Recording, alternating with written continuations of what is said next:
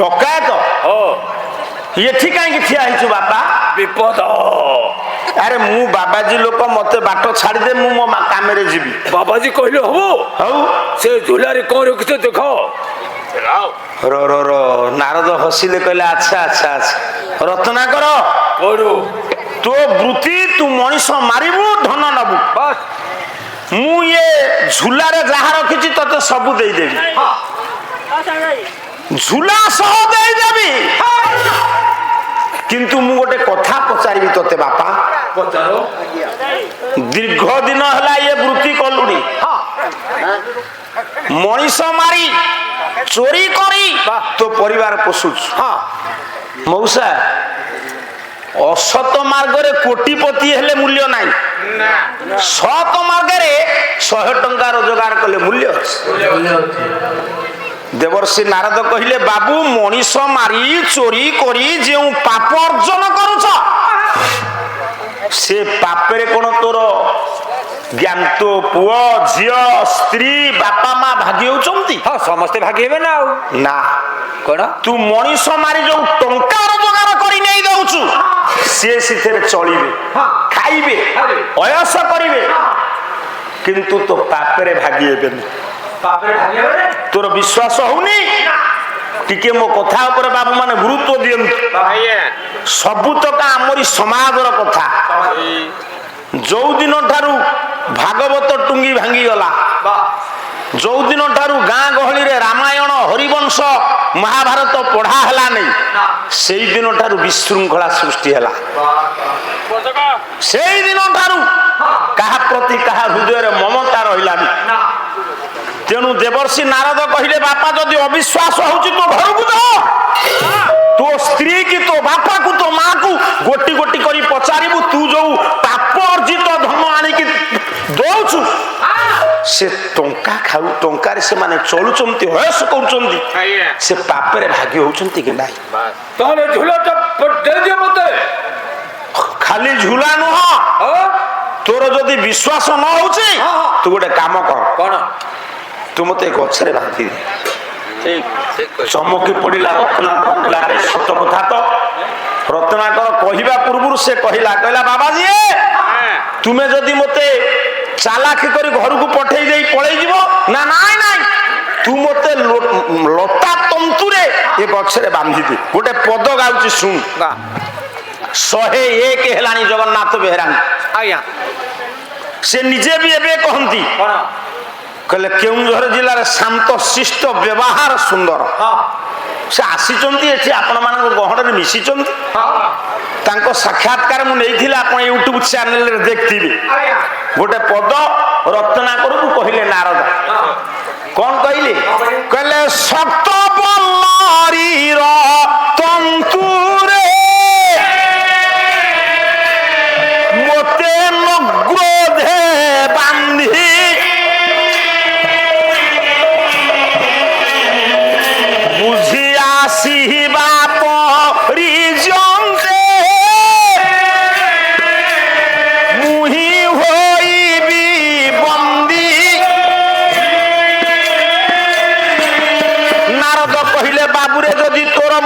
विश्वास हो नहीं तू मत नग्रोध कहले गछ गोटे गछरे बांधी दे पिले बल्लरी कहले लता नग्रोध कहले गछ मते गछरे बांधी दे विश्वास आसिला हिरण्य ए रत्नाकर कोन बांधिबु ना कोन कोन बाबू तो विरक्त लोक सुन हां भिन्न हो बांधिया कहलानी मत बांधिबो सक्त लता तंतुरे बांधी दे नारद को धई सई हे कि दौड़िला घर को कहला आगो मो स्त्री की पछार धीरे धीरे धीरे स्त्री देखी देला कहला स्वामी आज कोन बेला बेली पळे आसिली काई की पळे आसिली गोटे काम कोन किछि आनी ना कोन हां गले आनीबी खाली हेतरे कोन पेस्ट आस्ती अरे ये दुनिया स्वार्थपर रे माने स्वामी खाली हाथ में फेरिले स्त्री हसिबो आपण विदेश को जीवे जदि बहुत गुड़िए टंका पैसा आ भल मंद नेबे स्त्री आपन को चाहिकरी जेमती हसिबो जदि कहबे कोन करिया म आसु आसु सब मोर चोरी हे गला हसिबो ना ଖାଲି ହାତ ଦେଖିଲେ କିନ୍ତୁ ମା ହେଲେ ଓଲଟା କହିବ ହଉ ହଉ ଲୋ ମୋ ପୁଅ ବଞ୍ଚି ଯାଇଛି ସେ ଟଙ୍କାରୁ କଣ ମିଳିବ। ଏଠି ପହଞ୍ଚି ଗଲେ ପଚାରିଲେ କହିଲେ ସ୍ୱାମୀ ଆପଣ କଣ ଖାଲି ହାତରେ ଆସିଛନ୍ତି? ହଁ ତୁ ମୋର କଣ ହବୁ? ମୁଁ ତୁମର ସ୍ତ୍ରୀ। ମୁଁ କଣ ହେବି ତୋର? ଏଟା ମୂର୍ଖଟେ ସ୍ତ୍ରୀ ଥରେ କହିଲେ କଣ ବୁଝିଲେ ମୁଁ କଣ ହେବି ତ ଫଟେଇକିରି ପଚାରୁ ତୁମେ ମୋ ସ୍ୱାମୀ। ସ୍ୱାମୀ ହଁ ଏଇ ଯୋଉ ଚୋରି ଡକାୟତ କରି ମଣିଷ ମାରି ଯୋଉ ଧନ ରୋଜଗାର କରୁଛି ହଁ ସେଥିରେ ତମମାନେ ଚଳୁଛ? ହଁ ଆମେ ଚଳୁଛୁ। ଏଗୁଡ଼ା ମୁଁ ପାପ କରୁଛି? ହଁ ପାପ କରୁଛନ୍ତି। ମୋ ପାପରେ ତମେ କେତେ ଭାଗି ହେବ କହ? ତୁମେ କାହିଁ ପାପ କରୁଛ? ତମେ ଚଳିବା ପାଇଁ କାହିଁ ତୁମେ ଟ୍ରାକ୍ଟରରେ କାମ କରୁନା? ନା ମୋ ମୁଣ୍ଡ ବୁଲେଇ ହଉଛି। ମୂର୍ଖ ଅପଗଣ୍ଡ। ସେଇଠି ପଦେ ସ୍ତ୍ରୀ କହିଲା ସ୍ୱାମୀ କୌମାରେ ରକ୍ଷତି ପିତା। କହିଲା ମୁଁ ଗୋଟେ ନାରୀ ତମେ ମୁଁ ଯେ ପର୍ଯ୍ୟନ୍ତ ବିବାହ କରିନଥିଲି ମୋ ବାପ ଘରେ ଥିଲି ସେ ପର୍ଯ୍ୟନ୍ତ ମୋ ବାପା ମୋ ଦାୟିତ୍ୱ ନେଉଥିଲେ। ପିଲାମାନେ ବୁଝ ଝିଅଟିର ଦାୟିତ୍ୱ ନିଅନ୍ତି ବାପା। ଝିଅଟି ଯେତେବେଳେ ବାହା ହେଇଯାଏ ସ୍ୱାମୀ କି ବରଣ କରେ ତାର ସମ୍ପୂର୍ଣ୍ଣ ଭାର ନ୍ୟସ୍ତ ହୁଏ ତାର ଭର୍ତ୍ତା ଉପରେ। ଯୌବନ ରକ୍ଷତି ଭର୍ତ୍ତା। ଯେତେବେଳେ ପଣ୍ଡିତେ ସିଏ ବୋହୁ ବଡ ହୁଏ ପୁଅ ଜନ୍ମ ଦିଏ ପୁଅ ବାହା ହୁଏ ବୋହୁ ଆସେ ସେ ବୁଢୀ ହେଇଯାଏ। ବାର୍ଦ୍ଧକ୍ୟ ପୁତ୍ର ରକ୍ଷତି ପୁଅ ତାକୁ ରକ୍ଷା କରେ। ନାରୀ ପରାଧୀନା। ସେତେବେଳେ ନାରୀ ଚାକିରି କରିନଥିଲେ। ବାଲ୍ୟ ସମୟରେ ବାପା ଦାୟିତ୍ୱ ଯୌବନ ସମୟରେ ସ୍ୱାମୀ ଦାୟିତ୍ୱ ନବ ବାର୍ଦ୍ଧକ୍ୟ ସମୟରେ ପୁଅ ଦାୟିତ୍ୱ ନବ। ରତ୍ନାକର ସ୍ତ୍ରୀ କହିଲା ସ୍ୱାମୀ ଆପଣ ଯେତେବେଳେ ମୋ ହାତ ଧରିଲେ ବିବାହ କଲେ ଆପଣ ଚୋରି କରିବେ କି ମୂଳ ଲାଗିବେ କି ଫୁଲ ଗୁନ୍ଥିବେ ଆପଣଙ୍କ ଉପରେ ମୁଁ ନିର୍ଭର କରେ ଆପଣ ମତେ ବଞ୍ଚେଇବେ। ମୁଁ କାହିଁକି ଆପଣଙ୍କ ପାପରେ ଭାଗିବି? ଏ ପିଲେ ନିରାଶ ହେଇ ଫେରିଲା ରତ୍ନାକର ବାପା ପାଖକୁ। ବୁଢାକୁ ପଚାରିଲା ପରେ ବୁଢା କହିଲା ଧନରେ ଇଏ ବାଲ୍ୟ ତୋର ମୁଖରେ ଦେଇଥିଲି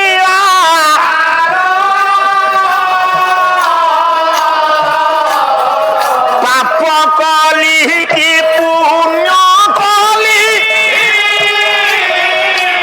କରିଛୁ କି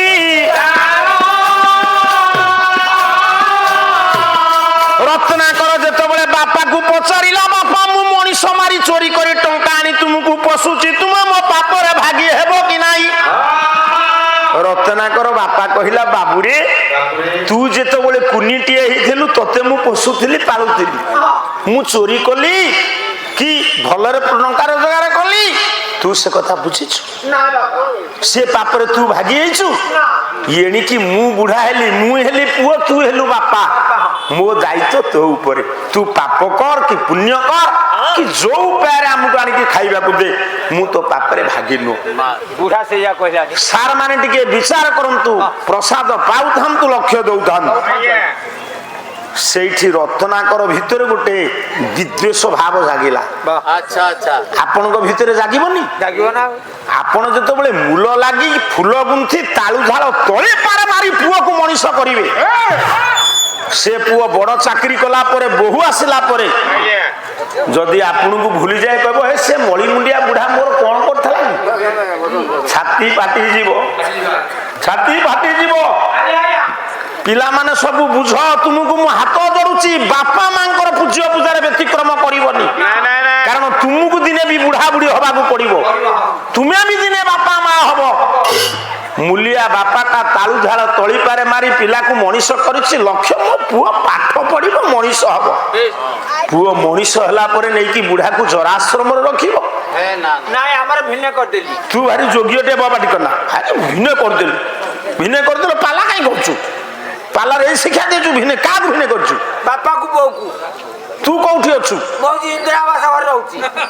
ତୋ ବାପା ମା ତାକୁ ଛେଳି ଗୁହାଳେ ରଖିଦେଇଛି। ଆଉ ଭଲ ବାସ୍ନା ସୁନ୍ଦର ବାସ୍ନା ହଉଥିବ। ନେ ଇଏ ଫୁଲ ମାଳ। ନାଇଁ ମତେ ସଲସଲ ଲାଗେ। ନାଇଁ ତୁ ଯୋଗ୍ୟ ତୋ ପରି ଯୋଗ୍ୟ ଲୋକକୁ ରାଷ୍ଟ୍ରପତି କେମିତି ପୁରସ୍କାର ଦେଇନାହାନ୍ତି? ମତେ ସମୟ ହଉନି। ଶୁଣୁ ସାଡୁ ଯା ନା ରତ୍ନାକର ଭିତରେ ବିଦ୍ୱେଷ ଭାବ ଆସିଲା। କହିଲା ରେ ମୁଁ ମାୟା ପ୍ରହରିକା ପଛରେ ବୁଲୁଥିଲି, କେହି କାହାର ନୁହଁ। ସେ ବାବା ଯେ ଠିକ କହୁଥିଲେ, ମୁଁ ତାଙ୍କୁ ଗଛରେ ବାନ୍ଧି ଦେଇଛି। ସମଧିକ ମାୟା ସଂସାର, ସମସ୍ତେ ସ୍ୱାର୍ଥପର। କେତେ ମଣିଷ ମାରିଛି ମୁଁ, ମା କୁଆଡୁ ପୁଅକୁ ଛଡାଇ ନେଇଛି। କେତେ ପାପ ଅର୍ଜନ ନ କରିଛି ମୁଁ।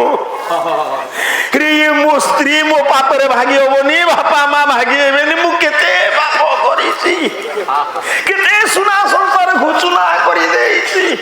ମା ସେଇଠି ଆସିଲା ସଂସାର ଭିତରେ ବିଦ୍ୱେଷ ଭାବ।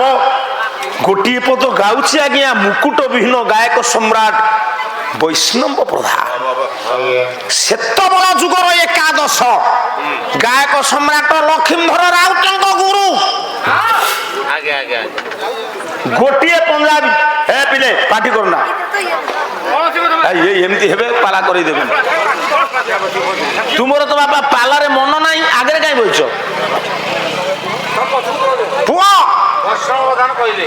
ଗପିବ ଯଦି ଯା ସିଆଡେ ପଛରେ ସିଆଡେ ଘର ଘର ଗପିବ। ବୈଷ୍ଣବ ପ୍ରଧାନ ଗୋଟିଏ ପଦ ଲେଖିଲେ, ସାର୍ ବିତୃଷ୍ଣା ଭାବ ଆସିଛି କାହା ମନରେ? ରତ୍ନାକର ମନରେ। କହିଲା ଏ ଧିକ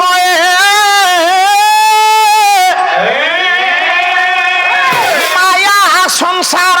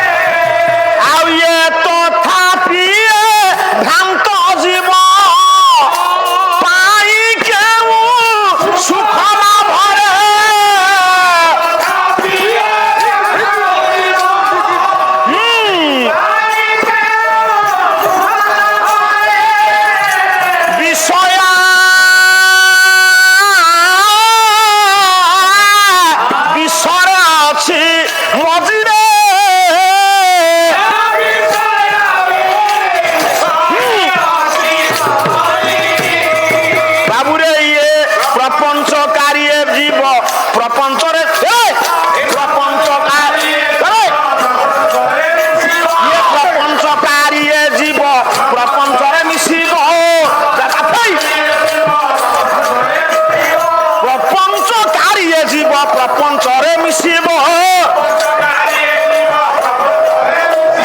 ଶୂନ୍ୟ ଅଙ୍ଗେ ଶୂନ୍ୟ ପଥେ ଶୂନ୍ୟ ଗତି ଦେଖିବ। ଆଉ ସେହି କାଳେ ହେବ ପ୍ରଭୁ ଦର୍ଶନ। ସେହି କାଳେ ହେବ ବାବୁରେ, ସେହି କାଳେ ଜ୍ଞାନ ହେବ ଉଦୟ। ଦୟା କରୁଥିବେ ବାୟାରେ,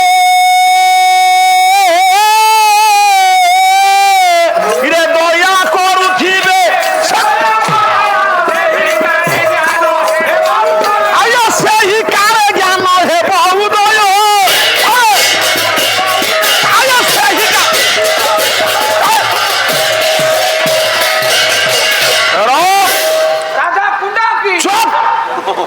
ଆଉ ଜୀବିକା ନାହିଁ କିଛି, କୁଣ୍ଡ ବାଲ୍ଟି ଆଣିଲାଣି ଏଠି ଯେତିକି ଆପଣ ମାନେ ବସିଛନ୍ତି ସବୁ ଶୁଣନ୍ତୁ। ମଉସା, ଯେତେବେଳେ ଗୋଟେ ବୁଢା ପିଲାମାନଙ୍କ ଠାରୁ ସ୍ତ୍ରୀ ପାଖରୁ ଆଦର ପାଏ ନା, ସେତିକି ବେଳେ ତାକୁ ସଂସାର ବିଷୟରେ ଏମାନଙ୍କୁ ମୁଁ ଏତେ କଷ୍ଟ କରି ପାଠ ପଢେଇଲି, ମଣିଷ କଲି, ଏମାନେ ମତେ ଖଣ୍ଡେ ଖାଇବାକୁ ଦଉନାହାନ୍ତି। ଆଜି ରତ୍ନାକର ଭିତରେ ସଂସାର ପ୍ରତି ବିତୃଷ୍ଣା ଆସିଲା।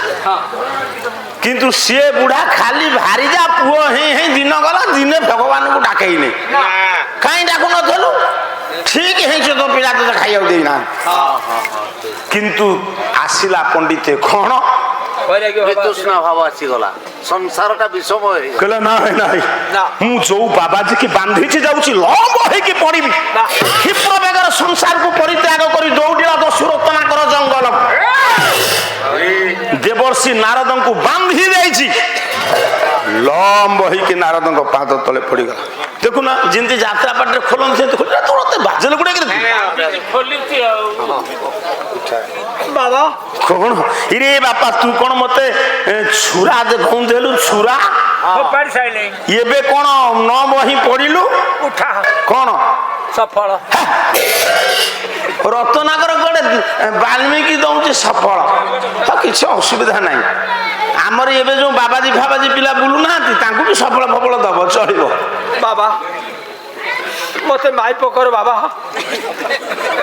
କଣ ହେଲା ମତେ ମାଇପ କର ରତ୍ନାକର ନାରଦଙ୍କୁ କହିଲା ମତେ ମାଇପ କର ବାବା କଣ ମୁଁ କିଛି ବୁଝିପାରୁନି ଏ ଯୋଉ ଦୋଷ କରୁଛି ସେଇଥିରୁ ମତେ ମାଇପ କର ସେଇଟା ହିନ୍ଦୀରେ କହୁଥିଲେ ଓଡ଼ିଆରେ କହୁଥିଲେ ମଙ୍ଗଳାରେ କହୁଥିଲେ ଇଂଲିଶରେ ନାଇଁ ହିନ୍ଦୀରେ ଇଂଲିଶରେ କେମିତି କହିବ ନାଇଁ ହିନ୍ଦୀ ସେଇଟା ମାପ କର ସାରେ କଣ କହିଲ ଓ ମାପ କର ସେଇଆ କର ମୋ ମୁଣ୍ଡ ଖରାପ ହେଲାଣି ମୁଁ କହିଲି ରତ୍ନାକର କଣ ନାରଦଙ୍କୁ କହିଲା ମତେ ମାଇପ କର ମତେ ସେଇଆ କର ପାଟିକନା ଭଲ କରି ବୁଝିବୁ କହିବୁ ସେଇଟା ମାପ କର ଆଉ ମାଇପ କର କଣ କହୁଛୁ ବାବା ଠିକ ଅଛି ଖୋଲିଦେଲା ତନ୍ତୁ ପବନ ବାଡେଇଲାଣି ହାତ ଯୋଡ଼ିଦେଲା କହିଲା ଦେବର୍ଷି ସେ ମାୟା ପଳିକା ସବୁ ମୁଁ ମହାପାପୀ ଏ ବହୁ ପାପ କରିଛି ଦେବର୍ଷି ମୁଁ ସଂସାର ମାୟା ପଳିକା ସଂସାରକୁ ମଣିଷ ମାରି ଚୋରି କରି ଖାଇବାକୁ ଦେଇଛି କେହି ମୋ ପାଖରେ ଭାଗି ହେଲେନି ମୁଁ ଭାରି ପାପୀ ସ୍ତ୍ରୀ ମନା କଲା ବାପା ମନା କଲେ ନାରଦ କହିଲେ ସାଧୁବାଦ ସାଧୁବାଦ ବାବା କିଏ କହୁଥିଲା ସାଧୁ ସଙ୍ଗରେ ମୂଲ୍ୟ ନାହିଁ ଅଛି ନା କହିଲା ଏ ଜୀବ ସାଧୁ ସଙ୍ଗ ବିନୁ ଲଭିନ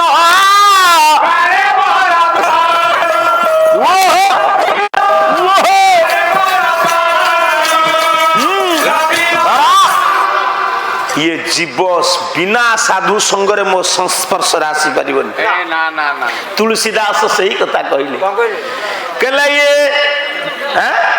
बिनु साधु संग ये विवेक न होई ये राम कृपा बिना सुलभ न सोई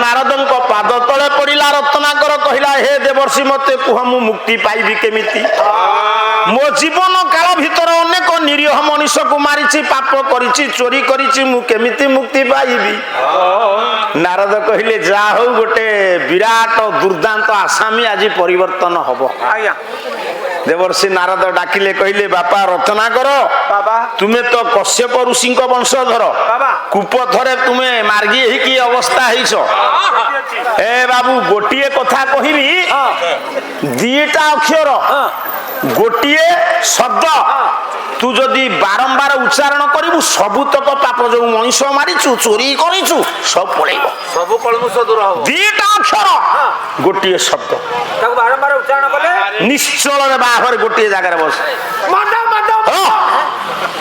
ନ କହୁନୁ ବହକା ମଦନା କେମିତି ହଉଛି ଦେଖ ରତ୍ନାକର କହିଲା କଣ ନା ତୋ ପାଟିରେ ପଶିବ ତ କହିଲେ କହୁନାହାନ୍ତି ଯୋଉମାନେ ଦୁର୍ଜନ ସେମାନଙ୍କ ପାଟିରେ କଣ ଭଲ କଥା ପଶେ ସେମାନଙ୍କର ଚିନ୍ତା କଣ ଭଲ କଥା ଆପଣ ଦେଖିବେ ଗୋଟେ ଗୋଟେ ଜାଗାରେ ଅନୁଷ୍ଠାନ ହେଇଥିବ ଖାଲି ସଞ୍ଜୟ ବାବୁ ତୁମ କଥା କହୁନି ତୁମ ଅନୁଷ୍ଠାନ କହୁନି ଜଣେ ଜଣେ ଅନୁଷ୍ଠାନ ଗାୟକ ବୁଝୁ ଗାୟକ ଆଜିକାଲି ତ ବହୁ ବଦମାସି ଗୋଟେ ଗୋଟେ ଗାୟକ ଅଛନ୍ତି 50ଟା ଅନୁଷ୍ଠାନ ଗୋଟେ ଡେଟ୍ ରଖିଦେଲେ 50,000 ହେଲା ମିଛ କହିବା ଅନୁଷ୍ଠାନ ଲୋକ ତ କଣ ଶଳା ବାଇଁଛ ତ କହିବେ କହିଲେ ଆଉ ଗଲା ଅନୁଷ୍ଠାନ ଲୋକ ସବୁ ବୁଝିବେ ତାରି ଭିତରେ 2-4 ଜଣ ଥିବେ ବିଶୃଙ୍ଖଳା କରିବାକୁ ଆଉ ତାଙ୍କୁ ଯଦି ଦାୟିତ୍ୱ ଦେବ ତାଙ୍କ ଦ୍ୱାରା ଶାଗ ସିଝିବନି। ଇଏ ଗୋଟିଏ ୟା ଗାଁରେ ନିଶାପ ହବ, ଇଏ ଯିବ ପଛରେ ବସିଥବ। ଯେମିତି ସରିଗଲା ନିଶାପ ତା ପରଦିନ ସ୍ତ୍ରୀ ଲୋକ ପାଖକୁ ଯିବ, ହେ ୟା ହେଇଥାନ୍ତା ତା ହେଇଥାନ୍ତା, କାହିଁ ତୁ ନିଶାପରେ ଥିଲୁଟି ସେତେବେଳେ କହିଲୁ ନାଇଁ। ମୁଁ ତ ପଛରେ ବସିଥିଲି। ଭାଙ୍ଗିଯିବ ସହଜ। ରାସ୍ତା କାମ ହଉଛି ଡୋଜର ଗୋଟେ ଦିନକରେ କେଇଟା ଘର ଭାଙ୍ଗୁଛି, 10-20ଟା। କେତେଟା ଘର ତିଆରି କରିଦବ। ମଣିଷ ପାପ ଅର୍ଜନ କରିବା ସହଜ, ପୁଣ୍ୟ ଅର୍ଜନ କରିବା ବହୁ ବିଳମ୍ବ। ନାରଦ କହିଲେ ପବିତ୍ର ହବୁ ପାପ ଯିବ, ଏତେ ପାପ କୁଆଡେ ଚାଲିଯିବ। ଦିଟି ଅକ୍ଷର ତୋ ପାଟିରେ ପଶିଲେ ହେଲା। କହିଲୁ ରା, କହିଲୁ ରା, କହିଲୁ ରା, କହିଲୁ ରା। କିଏ କହିବ? କିଏ କହିବ? ମୁଖୁରେ ନା କଣ ଇରେ କହିଲୁ ରା, କିରେ କହିଲୁ ରା, କ୍ଲିୟର କହୁଛି ଆଉ ଖାଲି ରା କହ। ଖାଲି ରା। ହେ ସେ ବୁଝିପାରୁନି। ନା ଏ ମୁଣ୍ଡ ଖରାପ ହେଇଯାଇ ତାର।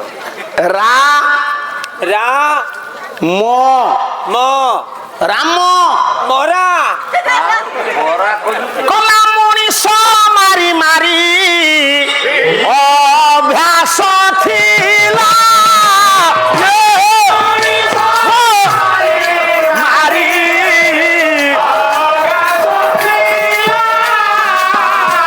ରାମ ପରିବର୍ତ୍ତେ